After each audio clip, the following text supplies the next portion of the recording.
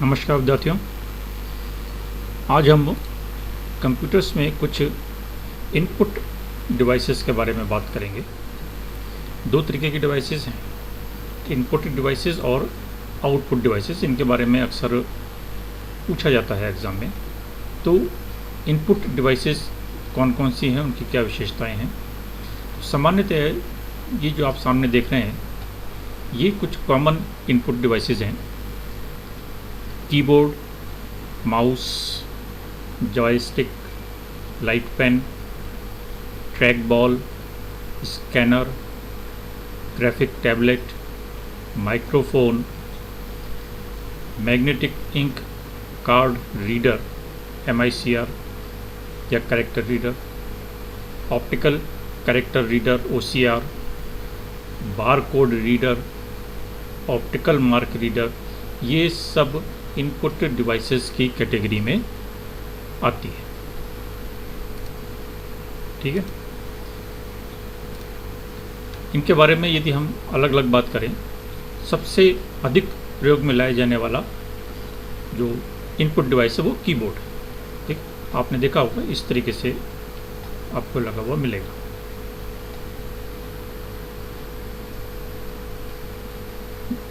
ज़्यादा कुछ इस तरीके का ये कॉमन यूज़ में लिया जाता है। ये थोड़ा सा आप देखेंगे ये लंबाई में थोड़ा सा ज़्यादा है। ये हमारा कीबोर्ड है जहाँ पर ये कुछ कीज़ लगी हुई हैं जिनको हम प्रेस करते हैं तो उसी के करस्पॉन्डिंग मैसेज कंप्यूटर को कन्वे हो जाता है या ट्रांसमिट हो जाता है और उसी के अकॉर्डिंग वो कंप्यूटर वर्क करता है। इस कीबोर्ड पर इसको हम मोटे रूप से 4 भागों में बांट सकते हैं। इस पूरे कीबोर्ड को देखिए, एक तो जो यहाँ से लेकर शुरू हुआ है और ये यहाँ तक गया है, ये एक हिस्सा है कीबोर्ड का। यहाँ पर कुछ कीज़ हैं, छोटी बड़ी। एक दूसरा हिस्सा ये है बीच का, यहाँ पर आपको सामान्यतः 6 कीज़ ऊपर मिलेंगी और ये 4 की नीचे मिलेंगी, 10 की। और एक तीसरा हिस्सा ये है राइट हैंड साइड में। यहाँ पर ये टोटल आप काउंट करें तो 17 की हैं। 3 और चौक 12, 13, 14, 15, 16 और 17। तो ये 17 की है। ये 17 की का एक अलग से पार्ट है। कुछ कीबोर्ड में होता है और कुछ में नहीं होता है। इसको हम कहते हैं न्यूमेरिक कीबोर्ड या कीपैड, न्यूमेरिक कीपैड। लैपटॉप में भी आप देखेंगे तो कुछ लैपटॉप्स में आपको ये कीपैड मिलेगा जो बड़े हैं, लेकिन जो छोटे लैपटॉप होंगे उसमें ये न्यूमेरिक कीपैड आपको नहीं मिलेगा। इसमें कोई स्पेशल कीज़ नहीं है, यही 1 2 3 4 5 6 7 और जो कैरेक्टर्स और जो फंक्शंस इसके हैं वो सब यहाँ पर भी अवेलेबल हैं। लेकिन यहाँ पर आने से कार्य करने में थोड़ी सी सुविधा हो जाती है, इसलिए ये यहाँ पर दर्शाए जाते हैं। और एक चौथी ऊपर की जो पहली लाइन है, यहाँ पर कुछ स्पेशल फंक्शंस और होते हैं। तो टोटल 4 तरीके से या 4 भागों में हम इस कीबोर्ड को बटा हुआ मान सकते हैं। सबसे अधिक प्रयोग में लाया जाने वाला इनपुट डिवाइस हमारा कीबोर्ड ही है, जो सबसे कॉमन यूज़ किया जाता है। और इसको हम अपने डाटा को कंप्यूटर में इनपुट डाटा देने के काम में लेते हैं। कीज़ में आप देखें तो यहाँ पर आपको हर तरीके की की मिलेंगी, यानी A से लेके Z तक की कीज़ हैं, 0 से लेके 9 तक 1 2 3 4 कीज़ हैं। 1 2 3 4 कीज़ यहाँ पर भी हैं। कुछ यहाँ पर F1 F2 F3 इस तरीके से लिखी हुई हैं, जिनको हम फंक्शन कीज़ भी कहते हैं। तो कुछ कॉमन कीज़ जो हैं वो तो हैं A to Z और 0 to 9। ठीक है, इनको हम अल्फ़ा न्यूमेरिक कीज़ भी कहते हैं, जो कि टाइप करने के काम आती हैं। न्यूमेरिक कीपैड मैंने आपको बता दिया, 17 कीज़ होती हैं इसमें। एक फंक्शन कीज़, ये F1 से लेके और F12 तक होती हैं। इसी में यहाँ पर फंक्शन कीज़ होती हैं, ठीक है ना। ये यहाँ पर जो आप ये वाली जो ऊपर वाली लाइन है ना, यहाँ पर आपको फंक्शन कीज़ मिलेंगी। एक और तरीके का कीबोर्ड हो सकता है जहाँ पर इन फंक्शन कीज़ के अलावा ऊपर एक रो और मिल सकती है आपको कीपैड्स की या कीज़ की, जो कि सामान्यतया गेम्स में या साउंड सिस्टम में उसको यूज़ किया जाता है। तो जो कीपैड्स या कीबोर्ड गेम्स के पर्पज़ से लिए जाते हैं वहाँ पर वो थोड़ा सा और बड़ा हो जाता है, कुछ स्पेशल कीज़ और आ जाती हैं। तो कुछ फंक्शंस कीज़ होती हैं F1 से लेकर F12 तक, जिनको हम स्पेशल फंक्शंस या कार्य करने के काम में लेते हैं। ये हमारे फंक्शन कीज़ कहलाती हैं, ठीक है, टॉप में होती है। और हर की का अपना एक यूनिक फंक्शन होता है, उसको दबाकर हम कोई एक विशेष कार्य संपादित कर सकते हैं। शॉर्टकट की इसको हम कह सकते हैं। कंट्रोल कीज़ होती हैं। इन कीज़ के अलावा कुछ इसमें कीज़ होती हैं, इसमें एरो की होती है, cut, paste, insert, home, and, page up, page down, इस तरीके से कई सारी कुछ इसमें कीज़ आपको और देखने को मिलेंगी। यदि आपके पास कीबोर्ड है तो उसका अध्ययन कीजिएगा, ये सारी कीज़ आपको वहाँ पर मिलेंगी। कुछ स्पेशल पर्पस कीज़ होती हैं, enter, shift, caps lock, num lock, space bar, इस तरीके से। ये यहाँ पर आप यदि पुनः देखें तो ये जो सबसे लंबी की होती है ये स्पेस बार कहलाती है। ये पूछा भी जाता है कि सबसे लंबी की कौन सी होती है, तो वो स्पेस बार की होती है, ठीक है। यहाँ पर आपको ये एस्केप की मिलेगी, कैप्स टैब्स की मिलेगी, कैप्स की है, शिफ्ट लॉक की है या शिफ्ट की है, कंट्रोल की है, विंडो की है, यहाँ पर ये ALT की है, ये यहाँ पर 4 एरो की है पेज को ऊपर नीचे करने के लिए। तो ये अलग अलग फंक्शन के लिए अलग अलग कीज़ हमारे पास हैं, इनसे हम सामान्यतः सभी कार्य कर पाते हैं। दूसरी इनपुट डिवाइस है माउस। इसको भी बहुत ज़्यादा काम में लिया जाता है और आपने देखा होगा, डाटा को कंप्यूटर में इनपुट देने के लिए हम इसको काम में लेते हैं। एक तरीके से ये पॉइंटिंग डिवाइस है। जैसे आप देख रहे हैं कि ये पॉइंटर चल रहा है, तो उस पॉइंटर को मूव करने के लिए हम इस डिवाइस को काम में लेते हैं या कर्सर को मूव करने के काम में लेते हैं।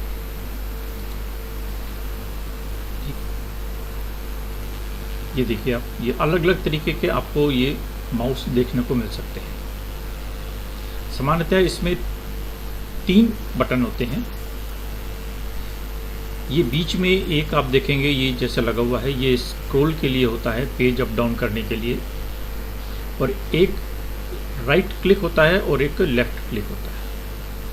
इन 3 से सामान्यतः हम सारे कार्य कर पाते हैं।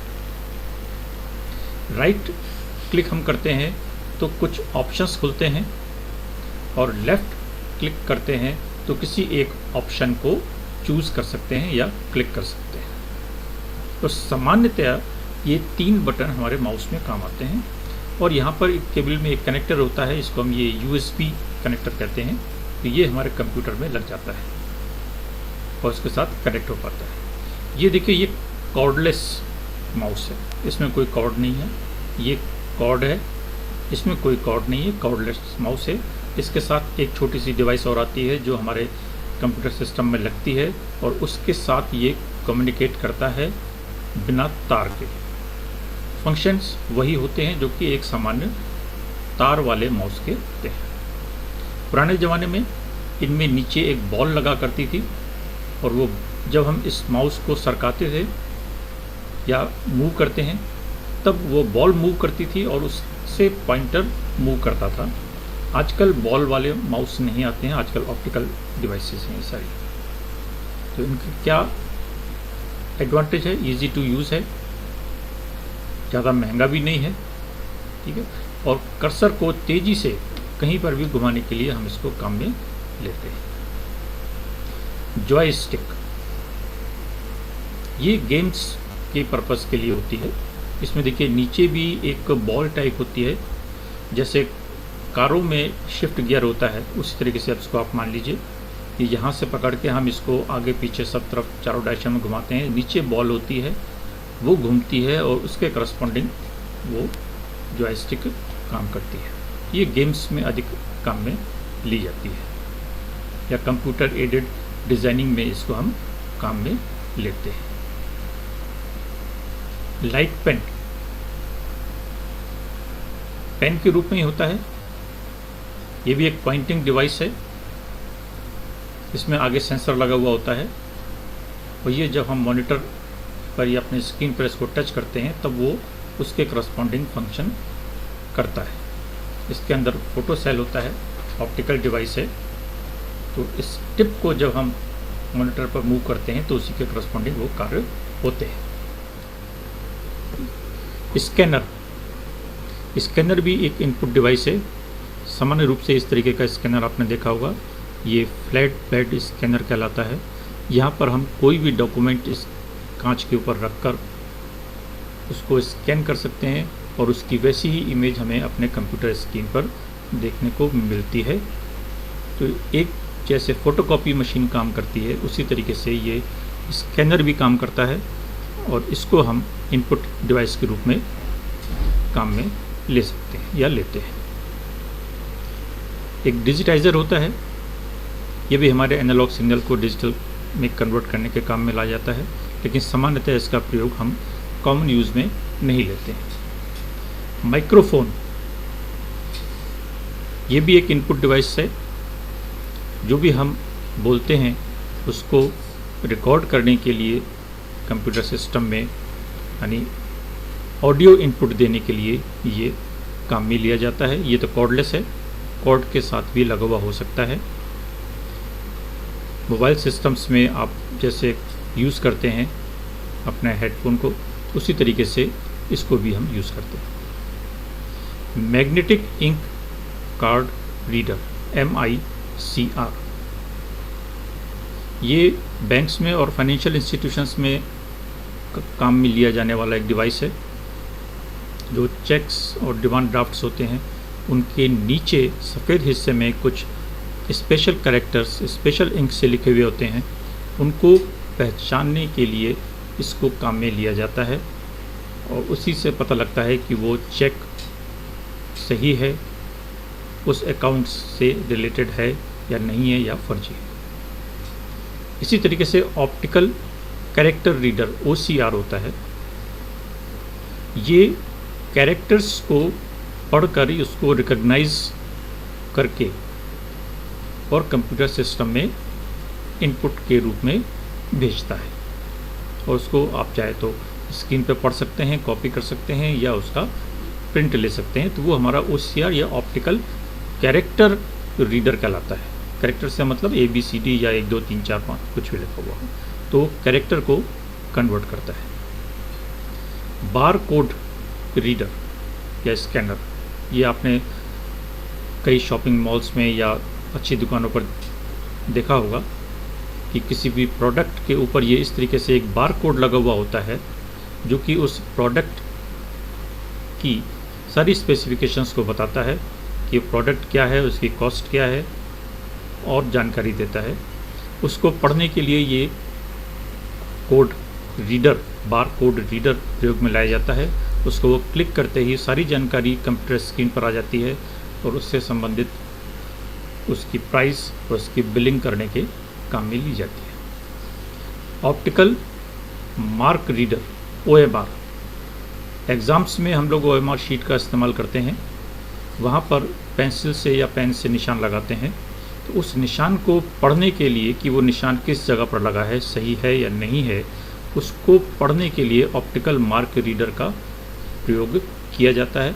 जो शीट हम यूज़ करते हैं वो OMR शीट कहलाती है और उसके बाद वो एक सिस्टम में एक साथ डाली जाती हैं और जिस तरीके से फ़ोटोकॉपी मशीन चलती है, कागज़ लेता है, उसी तरीके से ये एक एक करके शीट को लेती जाती है और उसमें जहाँ जहाँ पर निशान लगे हुए हैं उनको पढ़कर और उसके सही या गलत जवाब को वो साथ में बताती जाती है और कंप्यूटर पर उसका रिज़ल्ट बताती जाती है। तो ये सब कुछ इनपुट डिवाइसेस हैं जो कि सामान्यतया काम में ली जाती हैं।